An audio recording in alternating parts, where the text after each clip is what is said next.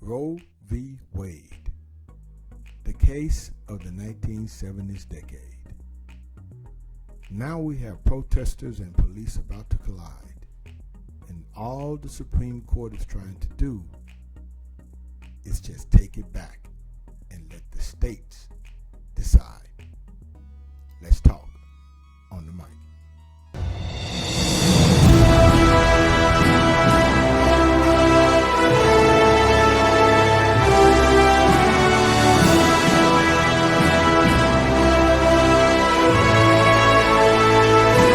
Hello, good people. This is your guy, Mr. Educator, Mr. Communicator, Mr. Free Thinker, coming back at you live once again from the Lone Star State with another edition of the Media Mike Speaks. All right, good people, it is 49 minutes past the hour, and yes, we are the voice of the everyday citizen. All right, good people, I'm pretty sure you've heard about this story.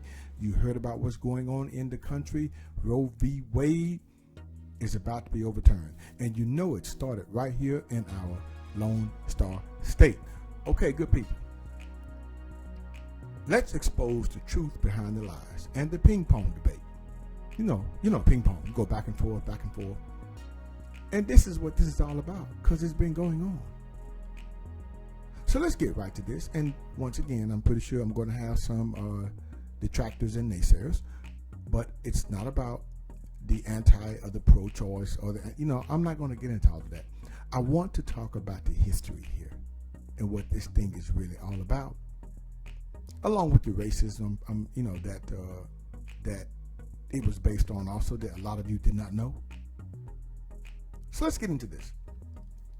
Roe v. Wade was a landmark legal decision issued on January 22nd, 1973, in which the U.S. Supreme Court struck down a Texas statute banning abortion, effectively legalizing the procedure across these United States.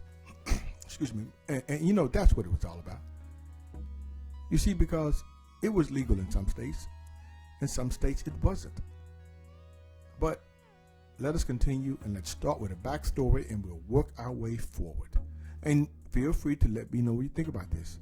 But here on the mic, on the media mic, we are the voice of the everyday citizen, and we bring logic and reason to the conversation. So let's look at its history. Before Roe v. Wade, until the late 19th century, abortion was legal in these United States, just like drugs.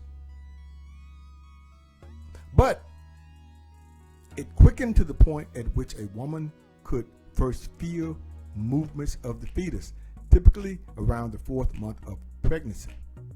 Some of the early regulations related to abortion were enacted in the 1820s and 1830s and dealt with the sale of dangerous drugs that women used to induce abortions. Despite these regulations and the fact that the drugs sometimes proved fatal to women, they continued to be advertised and sold. Now the question is, why were they doing this, what they were doing? But we don't want to go too far into that.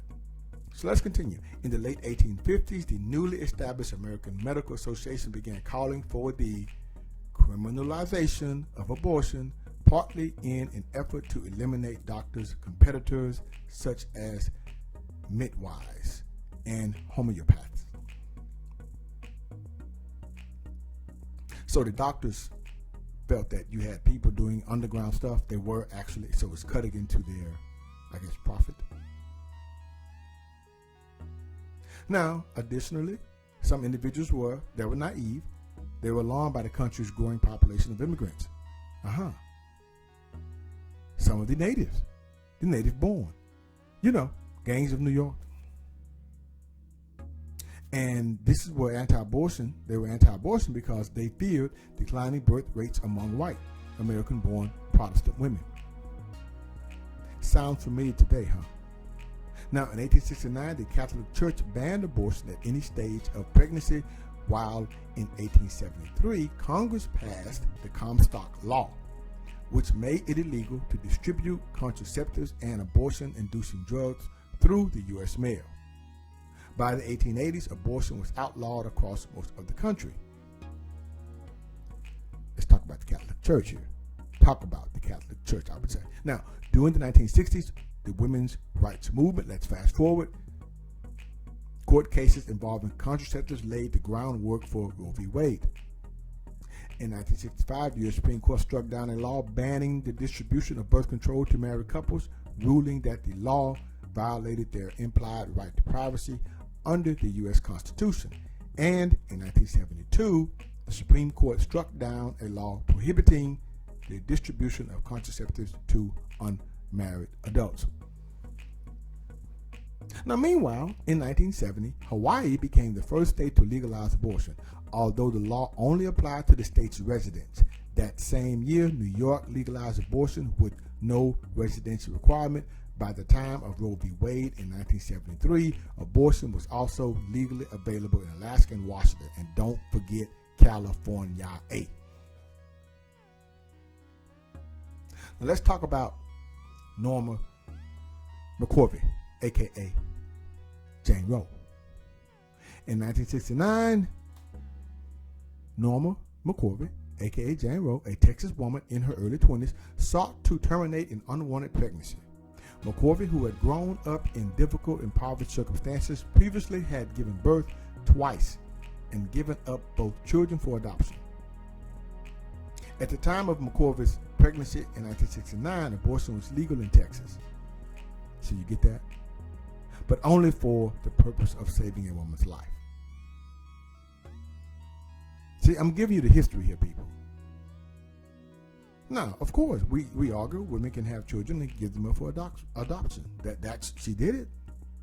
Now, while American women with the financial means could obtain abortions by traveling to other countries where the procedure was safe and legal, or pay a large fee to a U.S. doctor willing to secretly perform an abortion, those options were out of reach to McCorvey and many other women because she said she didn't have any money. Now, good people, let's really get to it. After all of this, McCorvey, that is, aka Jane Roe, it was all a lie. You heard me. You hear me? Good people, all a lie. She lied. Roe, aka Norma McCorvey, she said she was assaulted by 3 men and a lady. Okay, I don't know where the lady comes in at, but that's what she said, which was an untruth.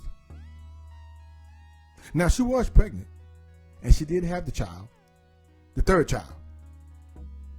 Not the 2 before, the third one. But she later gave it up for adoption.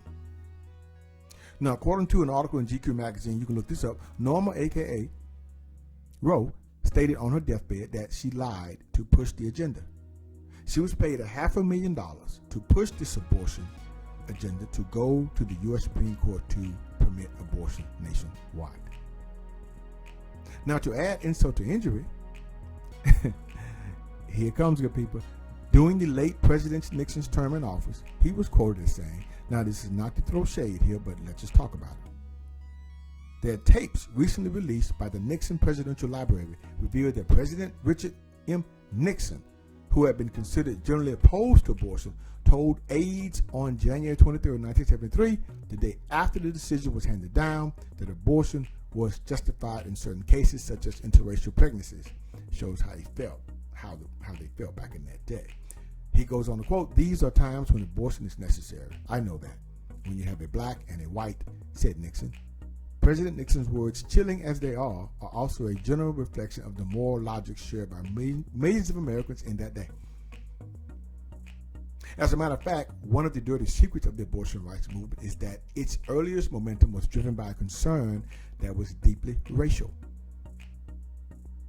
Leaders such as Margaret Sanger, the founder of Planned Parenthood, argued quite openly that abortion and other means of birth control were necessary in order to limit the number of undesirable children.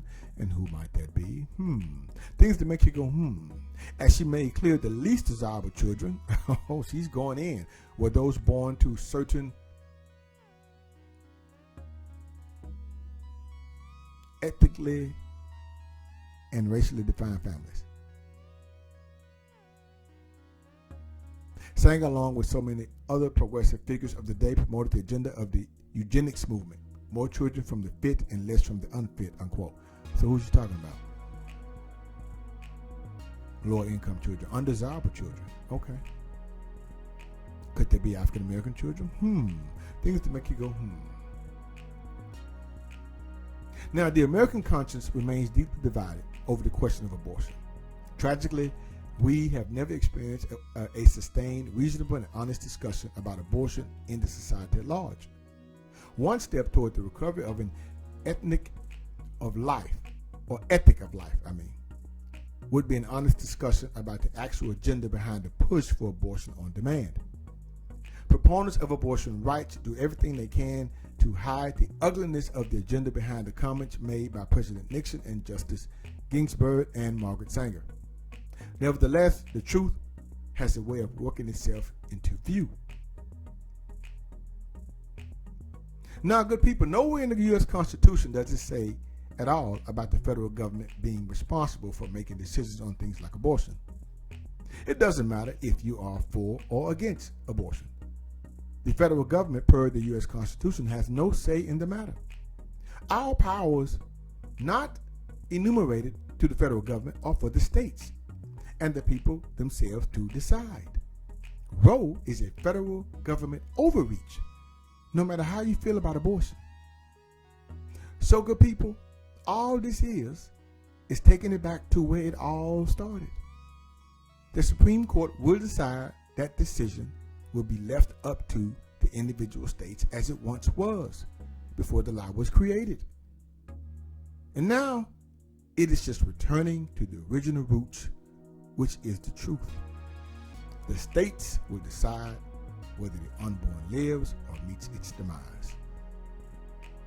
Until next time, this is your guy, Mr. Educator, Mr. Communicator, Mr. Free Thinker. Subscribe, share, and like to keep me rocking on the mic.